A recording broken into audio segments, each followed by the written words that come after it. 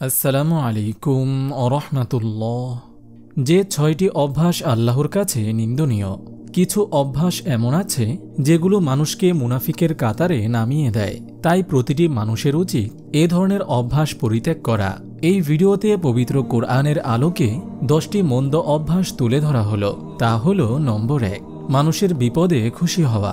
ইরশাদ হয়েছে, তোমাদের মঙ্গল হলে তা তাদের কষ্ট দেয়, আর তোমাদের অমঙ্গল হলে তারা তাতে আনন্দিত হয়। তোমরা যদি ধৈর্যশীল হও এবং মুত্তাকি হও, তাহলে তাদের ষড়যন্ত্র তোমাদের কোনো ক্ষতি করতে পারবে না। তারা যা করে নিশ্চয়ই আল্লাহ তাআলা তা পরিবেষ্টন করে আছেন। সূরা আলে ইমরান আয়াত 120। নম্বর 2, ফিতনা ফাসাদ সৃষ্টি করা। কিছু মানুষ ফিতনা ফাসাদ সৃষ্টি করে বেড়ায়। পবিত্র কোরআনে এই অভ্যাসকে মুনাফিকের অভ্যাস আখ্যা দেওয়া হয়েছে। ইরশাদ হয়েছে, আর যখন তাদের বলা হয় তোমরা জমিনে ফাসাদ সৃষ্টি করো না, তারা বলে আমরা শুধু সংশোধনকারী। সূরা বাকারা আয়াত 11।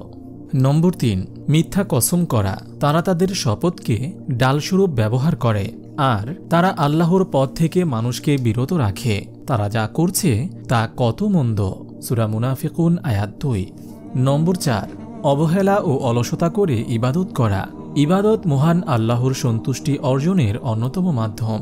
ইবাদতে অবহেলা ও অলসতা আল্লাহর রহমত থেকে দূরে সরিয়ে দেয়। তাই কোনো অবস্থাতেই ইবাদতে অলসতা করা যাবে না। পবিত্র কোরআনে ইরশাদ হয়েছে, আর যখন তারা নামাজে দাঁড়ায় তখন শৈথিল্যের সঙ্গে দাঁড়ায়, শুধু লোক দেখানোর জন্য, এবং আল্লাহকে তারা অল্পই স্মরণ করে। সূরা নিসা আয়াত 142। নম্বর 5, মানুষের সঙ্গে ধোঁকাবাজি করা।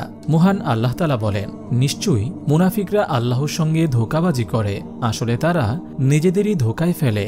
সূরা নিসা আয়াত 142। নম্বর 6, আল্লাহর কোনো বিধান অপছন্দ করা।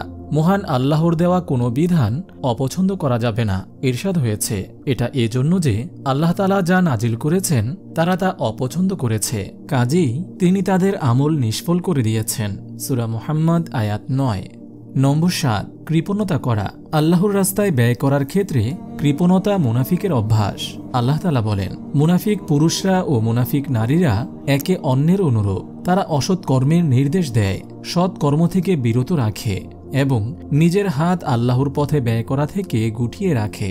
সূরা তাওবা আয়াত 67। নম্বর 8, অঙ্গীকার পূরণ না করা।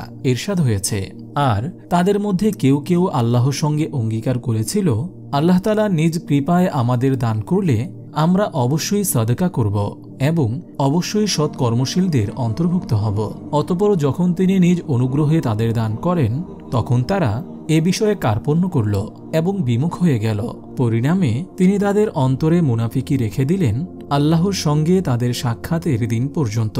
তারা আল্লাহর কাছে যে অঙ্গীকার করেছিল তা ভঙ্গ করার কারণে এবং তারা যে মিথ্যা বলেছিল সে কারণে।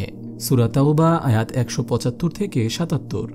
নম্বর 9, ভ্রষ্টতা পছন্দ করা। ইরশাদ হয়েছে, এরাই তারা যারা হেদায়াতের বিনিময়ে ভ্রষ্টতা কিনেছে, কাজেই তাদের ব্যবসা লাভজনক হয়নি, আর তারা হেদায়াত প্রাপ্তও নয়। সূরা বাকারা আয়াত 16। আপনি যদি এরকম ভিডিও আরও পেতে চান, তাহলে এই চ্যানেলটি সাবস্ক্রাইব করে পাশে রাখা বেল আইকনটি অন করে দিন।